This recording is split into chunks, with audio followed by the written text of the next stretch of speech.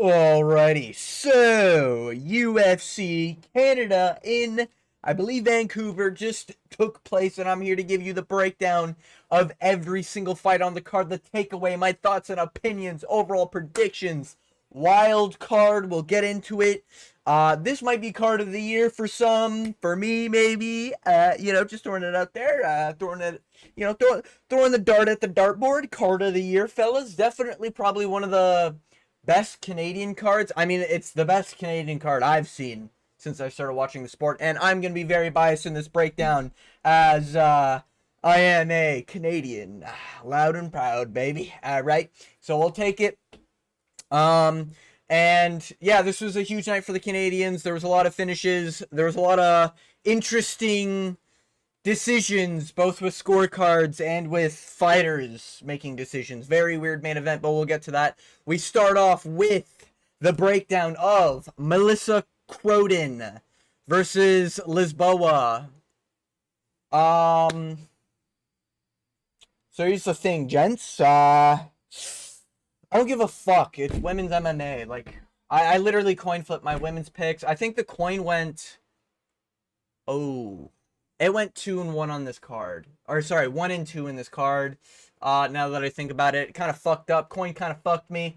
I knew I should have fucking trusted it. Alright, should have went with my gut, but it is what it is. I believe Melissa is a Canadian, so, hey, our women in Canada, hey, we just can't get enough with them. Other than that, she clearly won the fight. I mean, Lisboa. Oh, wait, it was a KO. Yeah, I knew that. I didn't think this was a decision. I walked away in round 3, and I literally came back, and I was watching fucking Guru, MMA, fucking Bedtime MMA, and Tracy Lucas, Of course I had to watch that stream. Come on. It's the first time 3 of the boys are all together. Right. Some of those guys are the reason why I even watch the sport in the first place. So, yeah, I had to watch that. So there's going to be some isms in here, if you will, from a lot of other MMA channels. But with that being said, the only thing I really noticed in this fight with both fighters, Melissa Croden, she's got a really good ass set that she brings to the UFC, and that is her lengthy strikes. And, yeah, really proud of her ass sets that she's got. So, hey. Hey, I'm a fan. Wearing red too, I think, if I remember correctly with those shorts, just saying. Hey, score one for the boys, all right? It was a nice view, we'll say.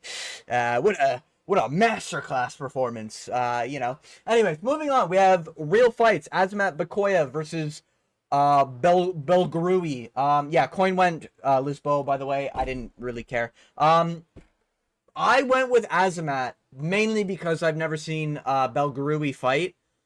If I remember correctly, this was his debut, I want to say. Pretty sure this was, yeah, it was his canceled, eh? I think he's been to Ultimate Fighter a few times. Trains with Alex Pereira, I want to say. But I just thought Azamat Bakoyev showcased he was pretty proven by beating a guy like Zach Reese. And Zach Reese isn't great, but like he's a good unranked bum, I guess, for middleweights. And wow, middleweights are shit. We'll get to the main event, but he beat Zach Reese and then he beat somebody else I can't remember the name of. So Azamat had like a decent thing going on. He was trash talking a little bit, getting a little bit of a fan base going. And even though he's got like the wrestler's look with the beard, I'm sure you can tell with the screen here. You can definitely see the wrestling types, if you will, hailing all the way from the cliff. But you know how it goes. But for me personally, I just thought he had good striking, and I thought he had great ground and pound, and I thought his wrestling should have been enough to get down a tall, lengthy kickboxer. Turns out, bro, these kickboxers are learning, bro. Alright, maybe I need to start, like, actually watching Contender Series a little bit more often. I only watched the recent, like, last 3 weeks or something like that from the recent season. Great fights, but yeah, maybe I gotta start watching them more, because this Belgarui guy, he's pretty fucking good. He stuffs some pretty good takedowns. Ones that, like, listen, you can say Azamat's not a great fucking wrestler, I guess, but he did shoot some good takedowns, and Belgarui stuffed them really, really well. And when he didn't stuff them and he got put against the cage, he was able to get, like, up And that's pretty impressive, you know? I feel like we're in the modern era now where a lot of strikers are actually drilling takedown defense and shit and are actually showcasing it, you know? The thing with Belgarui is that he's very, very open on the feet. Like, this fight was very much, round one was a interesting one. Even though Belgarui did really, really well. But Azamat was landing some big shots and it was looking like it was stunning Belgarui. Round 2 and 3, it kind of felt like Belgarui knew he could take the shots. So he got a little bit more riskier with the striking. Very like Khalil Round, or very Yuri Prohaska-esque, where it's just like, yeah, I'm just going to eat these shots and we're going to trade. And I kind of like that in some fighters. In the middleweight division, there's some, Joe Pyfer, Ateba Guatar, I think that guy's a middleweight. There's some guys I wouldn't want to be fucking trading with in the pocket, okay?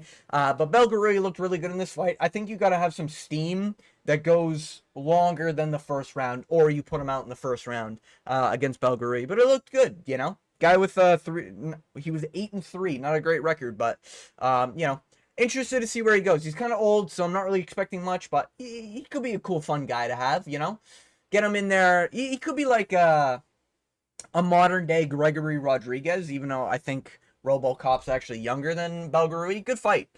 Good fighter, I should say. But yeah, got it wrong. I sunk the boat at the first half of this card, and then the second half I picked it up, and I think I barely went negative. If you remove the coin flip fights, I went positive. So, as far as I'm concerned, I went fucking positive on this card. But yeah, moving on, Stephanie Lucindo versus Oliveira. The coin picked Oliveira. I don't care. Both these women looked like shit. Luciano. Oh, this was also a finish. I actually didn't think this was a finish as well. I thought this was a decision. I literally went to go do my dishes in the third round because I just didn't give a fuck. I thought it was like 1-1 going into the third. But Ravina kind of is shit. She's just shit.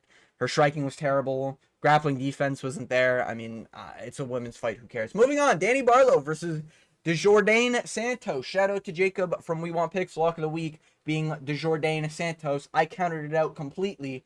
I thought Santos had no chance. And I went with Danny Barlow. I did not realize in my breakdown that this was up a weight class. Ooh, that's a miss by me. Hey, I'll admit when I'm wrong. Hey, hand up. All right, we admit when we're wrong on the channel. Okay. It was kind of a close fight, to be fair, and I do genuinely think like you could have given Barlow round 1 and 3. Just saying. Round 1 was pretty close. Barlow got cracked a few times, but he was hitting Santos, and Santos wasn't really doing too much in round 1.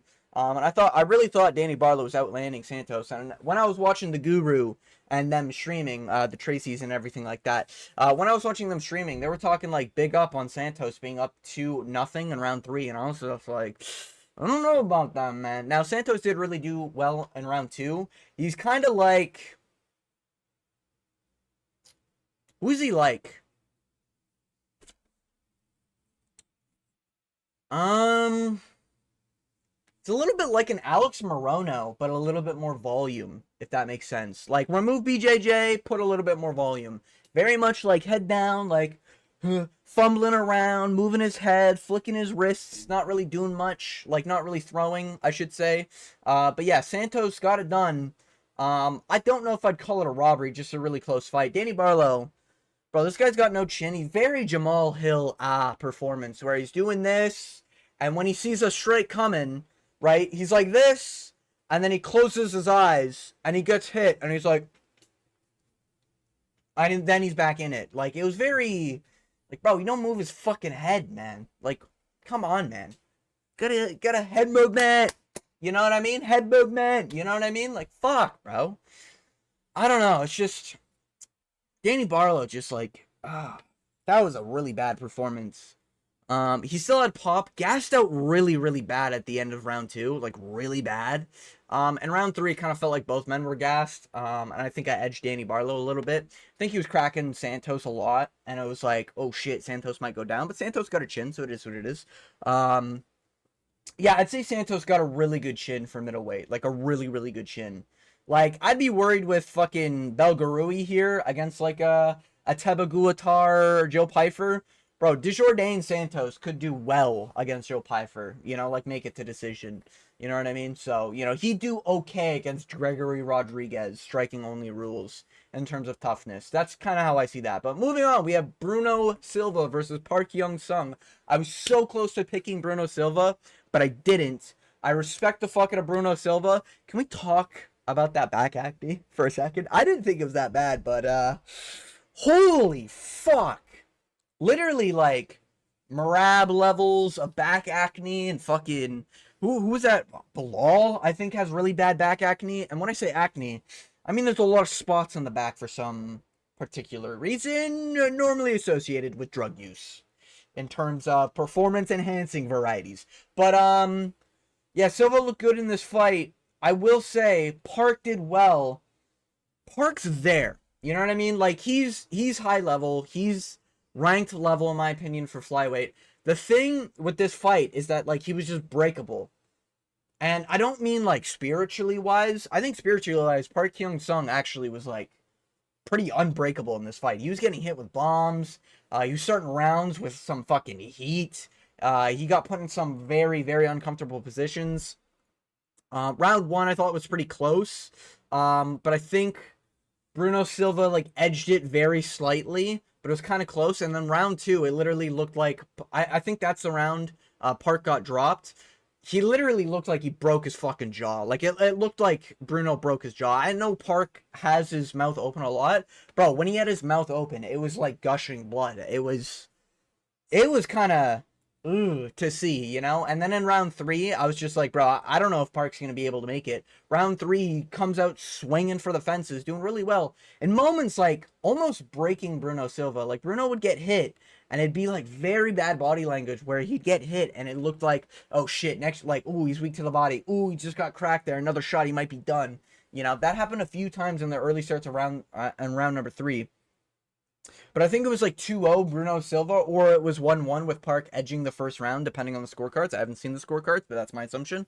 But round two, it got fucking...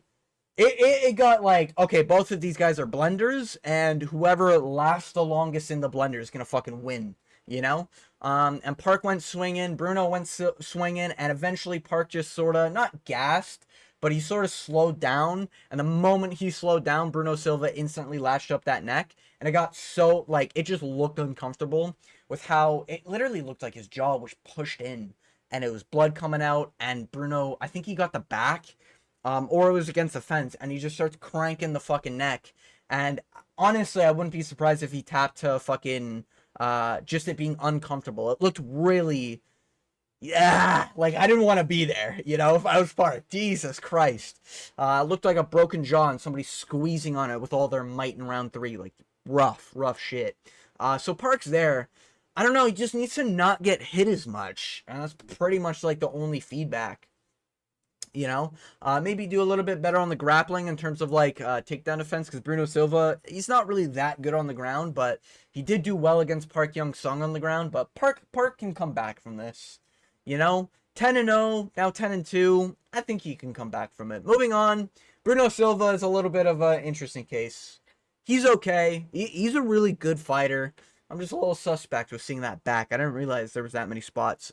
Anyways, moving on. Cody Gibson versus Aori Quilang, I think is what they call them. Or call him, sorry. Yeah, this fight was very cut and dry. I went with Cody Gibson. I thought he did really well to survive Damon Blackshear, and he whooped Damon Blackshear, and he was about to KO Damon Blackshear in round one, did pretty okay in round two. Cody Gibson came in here. Quiliang got cracked pretty bad. Not pretty bad. He got hit. He got stung. You know, he got hit, and his arm went limp for a second, and then he was back. And then just a right hand down the pipe put Cody Gibson out stiff, like literally stiff as a board. He was dead to rights.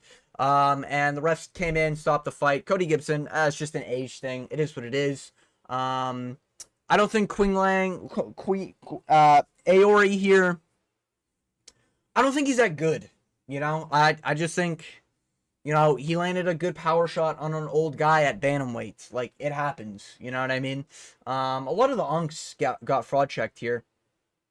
But, yeah, Aori, I do think... Actually, I think almost all the unks got fraud checked on this card. moving forward. But yeah, I don't know. This fight kind of sucks because Cody Gibson, now we're going to be questioning the chin next time he fights for sure. He got stiffed. Like, stiffed out cold, bad. Terrence McKinney level, maybe not that level of knockout, but it was a bad knockout, you know? Like, this guy could fight anybody, and it's like, ooh, but he got stiffed out cold, you know? And anyone can do a right hand down the pipe. Literally anyone. So, it's a rough one. But yeah, Aori got it done. Not excited for his future because I think he's kind of shit. But we move on. Just maybe has more power than I thought, I guess. We move on. Kyle Pepperlick versus Drew Dober. I did say this fight was going to be a lot closer than a lot of people thought, given the odds being minus 500 for Drew Dober. Drew Dober got fucked up pretty bad. Round one was Drew Dober's, and it was kind of close. And here's the thing with Kyle Pepperlick, and the real reason why I went with Drew Dober instead of Kyle. Kyle did really well against Benoit Saint Denis, and he did well because Benoit would run into him like literally a fucking marauder. Okay, he'd absolutely run into Kyle Pepperlick. So Pepperlick had easy shot selection with some pretty decently long arms for lightweight. Drew Dober, he likes to go tit for tat. And he'll, like, if you're about to land a strike, or if you just hit him, he wants to hit you, you know? Or if he hits you, he's expecting to get hit. And it's, like, right on the chin, you know? So he's pretty much reliant on his toughness. And he's always kind of been like that. And that's why I was really, like, worried. Because Kyle Pepperlick did some good shit against Benoit Saint Denis. In terms of surviving the grappling and, like, wobbling Benoit pretty bad. But Kyle Pepperlick just ain't that guy to finish Drew Dober, you know? Drew Dober is looking very weak, and I don't mean, like, weak in terms of muscle or anything. Bro, I can't tell you how many times I've seen, like, a cut split open on this guy. His face gets fucked up in every single fight. There's always a really bad cut near his eyes. There's always a really bad fucking other injury going on. And in this fight, he cut up his shin pretty bad off a checked low kick. And this is against, like, a, sort of like a skinnier lightweight. Bro, the filled-in lightweights are going to be problems for Drew Dober. Drew Dober's a guy, you know, reserve him for, like, a prelim, for, like, a main card or some shit like that, just out of respect. But he's not going to be anything anytime soon. And he's still got the speed. He's still got the killer instinct, you know? Like, oh, I'm down in this round, I need to finish it. He still got that. He showcased this. Round one, it was Drew's. Round two, I think Kyle Pepperlick did a really good job fucking up Drew Dober, opening up cuts on the face. Pretty competitive. And then round three ended up being, it was Kyle Pepperlick because they took a point for, I want to say it was a groin shot or some shit like that. It was literally the first groin shot Drew Dober landed in the fight. And they took a point from Kyle Pepperlick. And then Drew Dober was like, oh shit, they took a point? Alright, looks like I'm going to go in for the KO. And he went in and he chinned Kyle Pepperlick. As he kind of should have if Drew Dober is still Drew Dober. But it's good to see, like, he can still finish a guy, you know? Because that was kind of my worry in this fight. Kyle Pepperlick is like a better Ricky Glenn, I guess, from, like, what I've seen from Kyle Pepperlick. And Drew Dober whooped Ricky Glenn, so it makes sense that he'd be able to beat Kyle Pepperlick. I don't know. It's an interesting one. Pepperlick, cut him. I mean, there's no reason to have him in the sport other than if you go back to Canada, because, hey, our country produces great fight cards. What can I say? But Drew Dober's all right. Like, have him against, like, either a prospect on the come up to get a Drew Dober name on there, or have him against, like, dudes who are pretty old, you know? Like, I don't mind, like, an Alex Hernandez fight, you know? I don't mind, like, strikers who maybe don't have a lot of pop, you know? A Joaquin Silva, you know, stuff like that. But that's kind of where I put him. Moving on, we have Kyle Nelson taking on Steamroller Frivola. I'm pissed off with this fight at $35 on Fight Does Not Go the Distance. And it went the distance, okay? However, it did make my money back. We'll get into the next fight that I made my money back on. But, yeah, this pissed me off because I was robbed of my money. Round one, Kyle Nelson was, like, finding his steam, and Matt Frivola did not move his head, bro. I was going to be rooting for Steamroller Frivola. Fuck Kyle Nelson. Bro, this guy looked like an Eddie Wineland wannabe. You know, looking like he wants to be highlighted in the cage. You know? I don't know who the fuck this Kyle Nelson is. This is not the guy I picked to fucking beat Matt Frivola, okay? And this is where we get in the win column, you know? Or I guess I picked Drew Dober, so that's where we got in the win column. But with Kyle Nelson, Matt Frivola, I just worried about the chin. Seems I was right to worry about the chin, because Kyle Nelson literally, he should have got a ground pound in round 1. He knocked down Frivola, and he was landing ground and pound. And Matt Frivola was like in and out of consciousness. He was out, stiffed, and then he was in, and then he got hit, and he was out, and then he was in, and then he was out, and then he was in. And the ref is just staring at him like, yeah, kill him for my amusement. And then the ref steps in, and this is a popular ref that fucks up all the time. Fire these refs, please. We need something. We need like an age test, an IQ test, or some shit for these refs. This ref steps in. He stepped in like 3 seconds early, okay, before the bell rang. Then he said the fight was still on, even though Kyle Nelson was beating the shit out of Matt Frivola, and Matt Frivola was clearly out of it in moments in that ground and pound. You can say Frivola was awake at the end of the ground and pound. He was knocked unconscious a few times in that exchange. And then Kyle Nelson, yeah, like he thought he won. He dumped everything he had into that finish. He thought he won. Not dopamine, but like the adrenaline rush. And then it came down. And then commentary is getting ready to call the fight. And then all of a sudden you hear DC like, wait, guys, the fight's still on. What is happening? Whoa, oh my God, what's going on, guys? The fight, it's still going on, you know? So, Daniel Cormier back at it again with that elite level commentary. It was very frazzled. They should have finished the fight there. Fight went on. Kyle Nelson did well in round 2. Matt Frivola could have had it, but he got wobbled a few times. He got fucking held against the cage a few times. Kyle Nelson very clearly does not have good cardio. But that also could have been an adrenaline dump, so I'm not going to hold it to him too much. Round 3. Kyle Nelson did his thing, and he was beating Steamroller Frivola. A lot of it was like he was just tired, and he was ducking his head and just throwing an overhand right, similar to like Umar. And he kept on going for like head kicks. So he went for head kicks, and then he ducked his head, and throw an overhand right over and over, and that was his striking for 2 rounds, and it won. You know, Frivola's just not that guy anymore. You know, struggled in the grappling against Kyle Nelson. I mean, lighter man skill could be a factor, but I don't know. Frivola, I think you gotta cut him at this point. I mean, that's only three losses in a row. It's not too bad. Maybe keep him around for somebody. I don't know. Chase Hooper, you know, versus Steamroller Frivola, something that's not gonna kill him. And then Kyle Nelson. I mean, this gangly motherfucker. I don't know. I don't know what the fuck we're gonna do with Kyle Nelson, but he's here, you know, and he's Canadian, guys, so my countrymen. You know, he had a pretty good round 1. It's just got sloppy afterwards. Moving on, we have Charles Jourdain taking on Davey Grant, and I felt I lost my $35, and I was like, no fucking shot. I'm leaving this shit with my lost $35. So I doubled down, and I put $10 on Jourdain via submission, and that won me like $40. So hey, we got it done. I felt like the submission was coming, and I said it in the breakdown. I had Charles Jourdain round 1. I just felt like it was going to be a club and sub situation. I felt like Jourdain was going to go for a guillotine or some sort of Darce choke submission, some shit like that. And that's exactly what he did. He was doing his thing. He had all the confidence in the world. Like, the thing with Jourdain is that he's fun, he's dangerous, and he'll get after it. In any country. You put him in his own country, in front of his people, in front of his brother, who just got signed to the UFC. Come on, lad. I love Davey Grant, and he was in my top unks of the decade right now, or I guess like pound for pound unks right now. But this was just not Davey Grant's night. You know what I mean? Like, you're in Canada. Brethren's got to get it done, you know? Charles Jourdain in Canada, come on, lad. You know, and Jourdain's kind of only lost a really good comp, to be fair, recently. So that's another reason. Davey Grant's good, but you have to have finishing.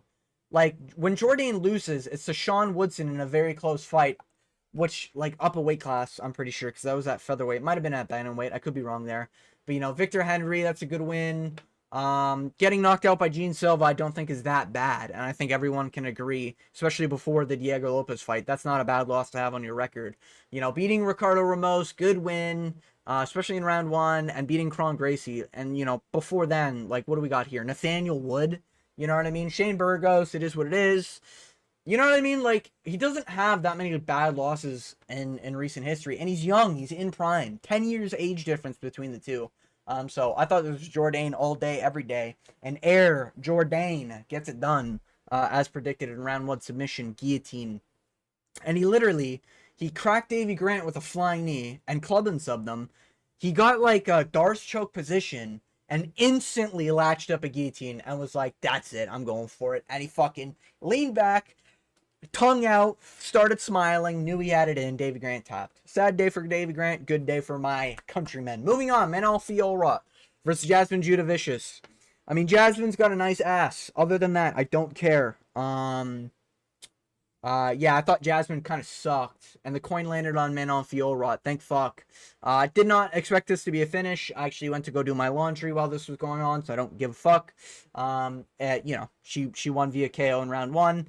I think it was like a tappy ground and pound where like she was just like landing fucking hammer fists or some shit on Jasmine's face, and Jasmine protested because it was like a weak stoppage. Don't really care though. Moving on to real fights. Marlon Chito Vera took on Amin Zahabi. I was close to picking Marlon Chito Vera, and if you picked Marlon Chito Vera, I'm not gonna judge you. Okay? I'm not gonna judge you. I'm not gonna judge you. I get it. Amin Zahabi's old. He's not necessarily weak, but he does sort of lose a lot of muscle positions, you know? Amin Zahabi also is a little bit of a split decision merchant in his win streak, you know? But this was kind of like Amin Zahabi's fight to win, and there was a little bit of controversy. A lot of people are saying Chito Vera won round one. I don't agree. Round one, I thought Amin Zahabi was just peppering him. Like, this is the thing with Zahabi. He's low volume for the first half of the round. And then it's almost like his coaches tell him, okay, there's 2 minutes, 30 seconds round, 2 minutes, 30 seconds left. Do something. That's when Amin Zahabi tries. And he did try to knock out Chito Vera, to be fair. Like, he cracked Chito Vera a few good shots, you know? Chito landed back, but Amin looked like he was taking it better just because he wasn't stumbling around or snapping his head back or whatever. Where Chito Vera was like, every time he got hit by an overhand right, it was like a, ugh, you know? Amin Zahabi doesn't look like he's still got some pop, you know? At his 37-year-old age. But yeah, round one was kind of close, but it was close for the first 2 minutes and 30 seconds. But the judges really do only care about the last half of the round. Like, on scorecards, that's really what they care about. And as much as, like, listen, if there are robberies in MMA, we all agree there. A lot of the robberies are due to a fighter doing a lot in the first half, and then in the final minute, he's, like, losing the round, but he won the first 4 minutes. But the ref, or the judges, just give it to the fighter who ended up on top position in the final, like, 50 seconds or whatever, you know? But Chito Vera, he didn't do much. He just sort of, like, stared at Zahabi. They traded, like, low kicks. They traded jabs. They traded right hands. And then near the half of the round, like, Zahabi started landing good combos and putting Marlon Chito Vera on his back foot, you know? And then round two, he got caught. Other than getting caught, and, like, getting stumbled, put to the fence. Other than that, every time Chito Vera would go in, Zahabi would land like a 3-piece and a soda, you know? Like, this was very much like an Umar Corey fight, but if Umar never shot a takedown, but he was just up on numbers the whole time. Like, that's what this fight was, you know? It was pretty much that condensed into 3 rounds, where Chito would wait for one big moment to get one snappy strike in, and then Zahabi's just peppering him with combos after combos. And even some, like, aren't even landing that clean, you know? But, like, oh, lands one through the guard, lands one body shot, backs away, does some goofy-ass stuff, right hand, you know, maybe lands on the guard, and then he gets stung by a jab. But it's like he just landed 4 strikes. You know what I mean?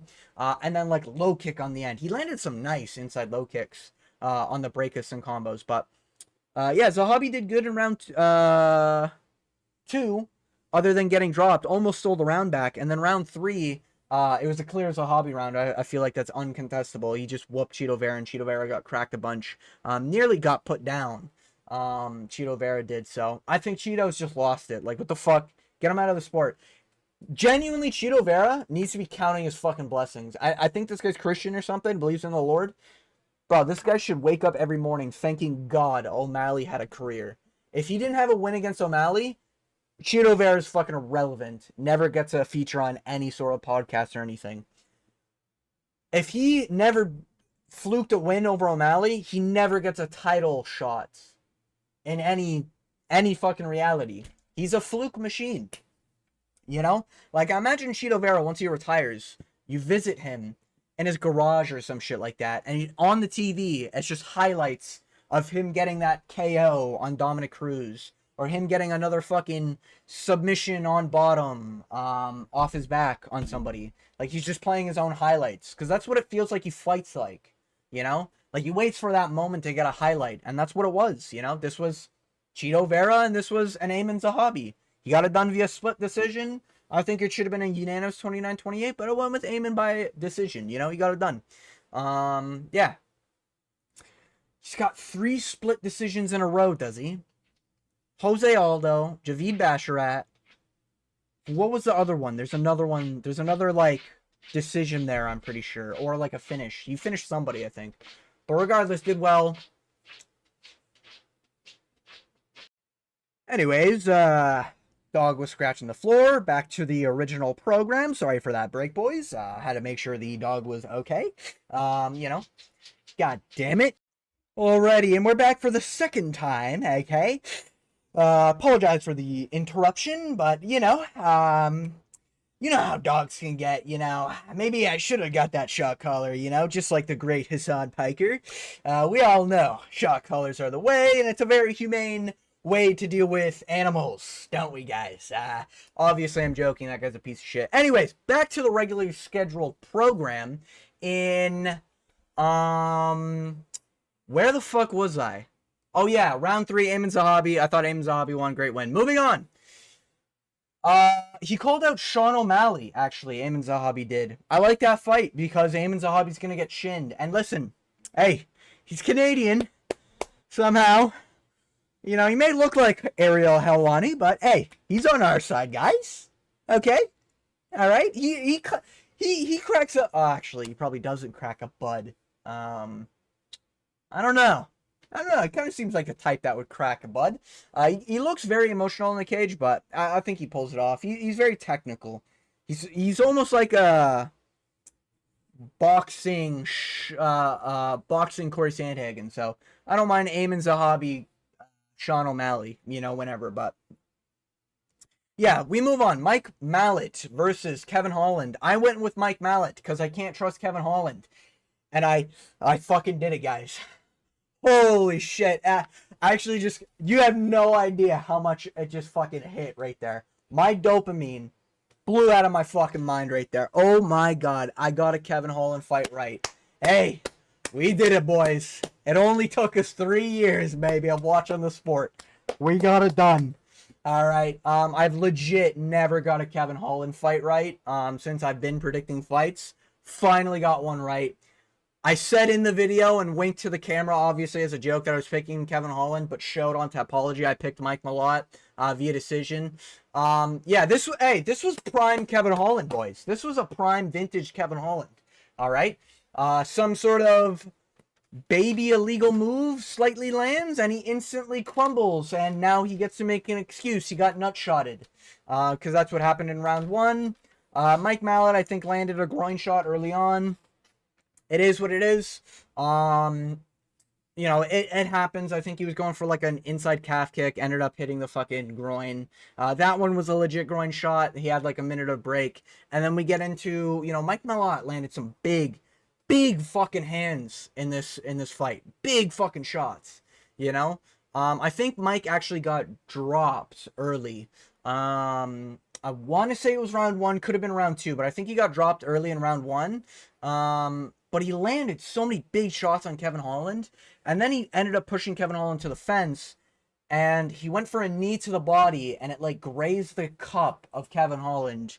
I've never worn a steel cup. I don't know what the situation is like down there. I've heard some pretty bad stories, but let's just be honest, man. Kevin Holland milked a groin shot for 5 minutes. Doctor comes in, literally doesn't talk to the doctor, just stares off in the middle of fucking nowhere. Okay?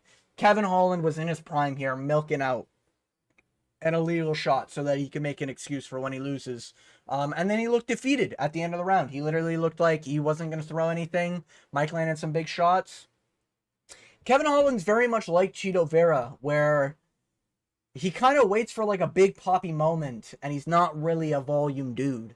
You know, like he waits for a shot and he picks a shot, but sometimes he just waits way too long. And in round 2, he was doing okay. Like he was peppering Mike Malott a lot with the jab. I think it was a Kevin Holland round. I think everyone said it was a Kevin Holland round 1. It was close, to be fair, but it was a Kevin Holland round 1. And in round 2, Mike Malott was just outlanding Kevin Holland. I was not that was not what I was assuming.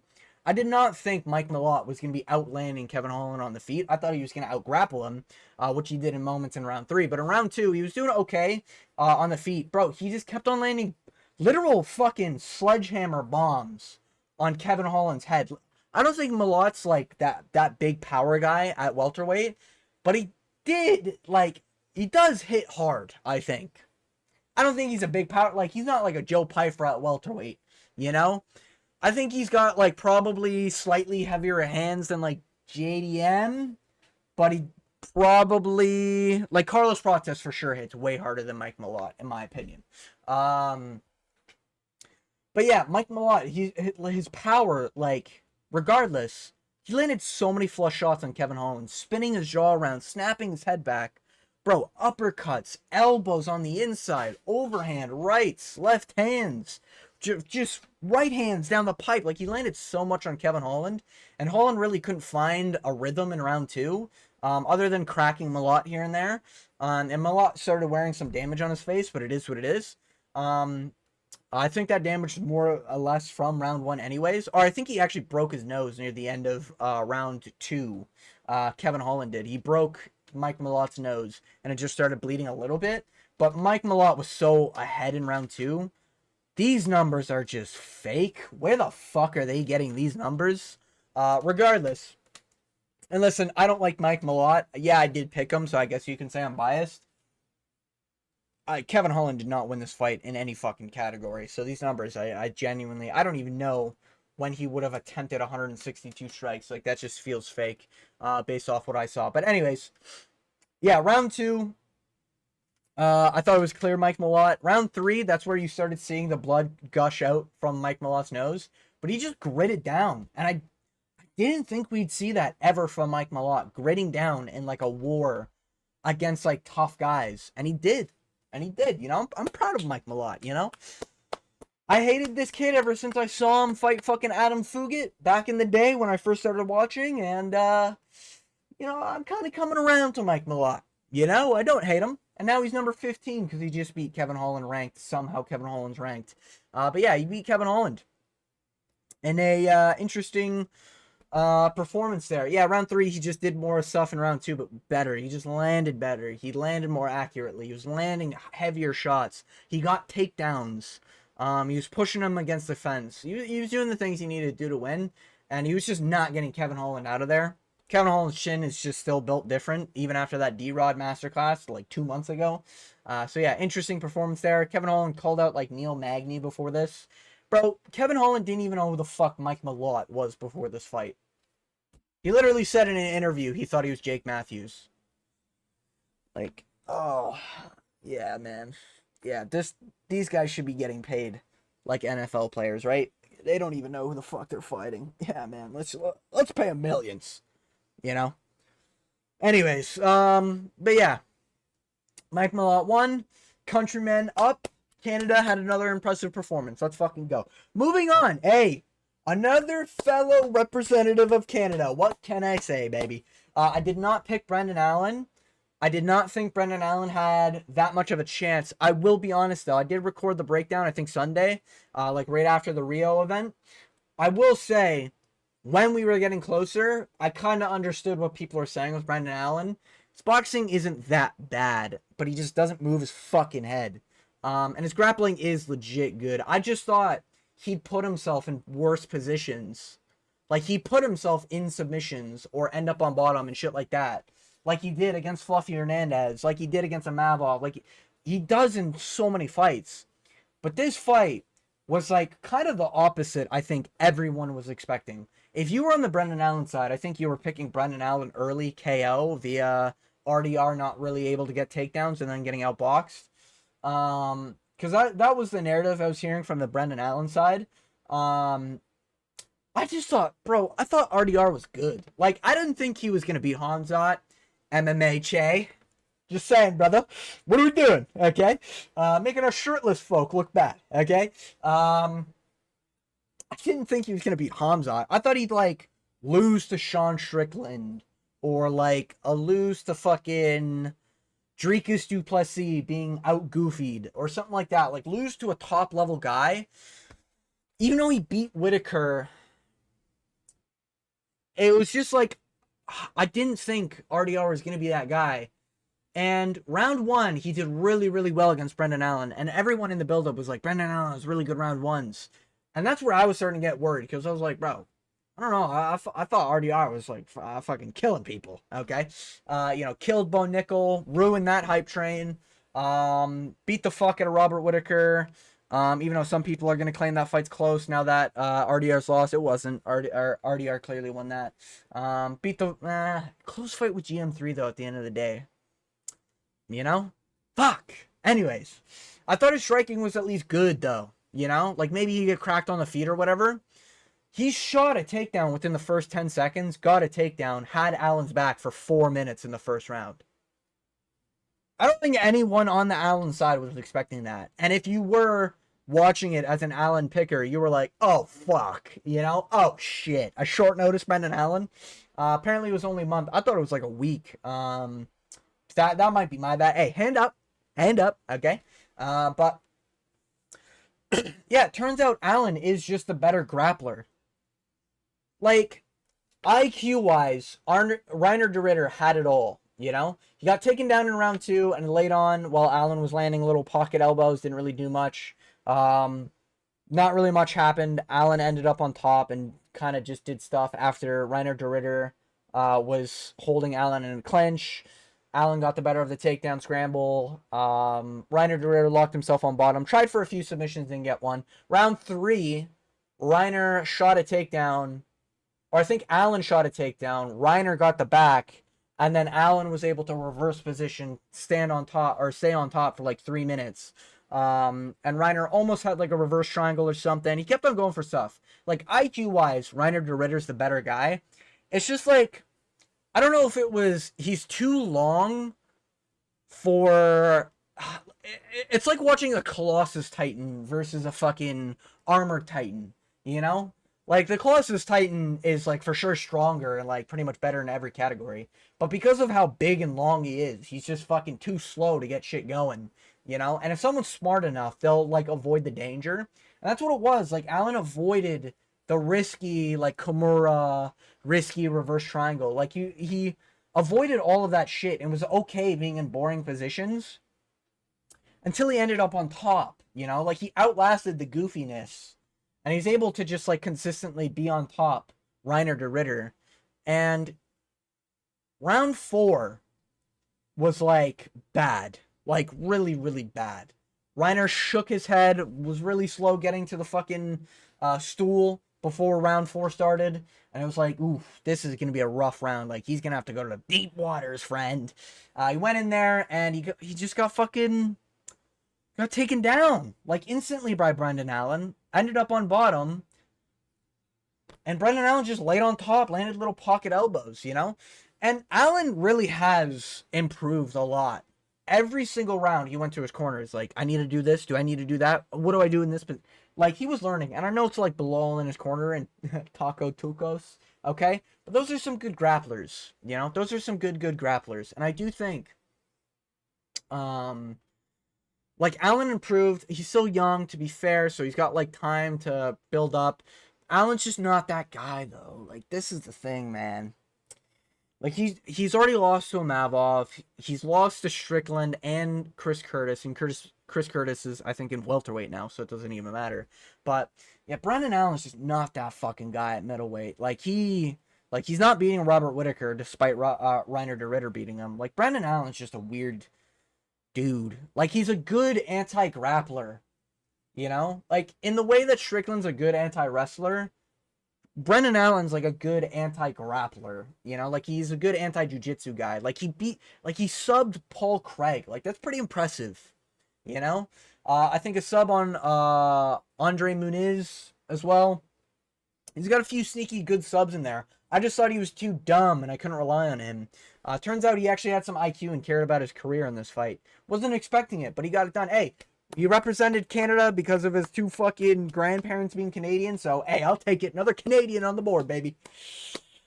Fuck, man. I just don't like Brendan Allen. I don't. I think he's just dumb. He yaps a lot, and he's fucking just, Jesus. He's a headache, but called out Dricus du Plessis and Sean Strickland. I think he's lost to Sean Strickland. I swear he's lost to Sean Strickland. I could be wrong on that, though. Maybe I'm just thinking of the Chris Curtis.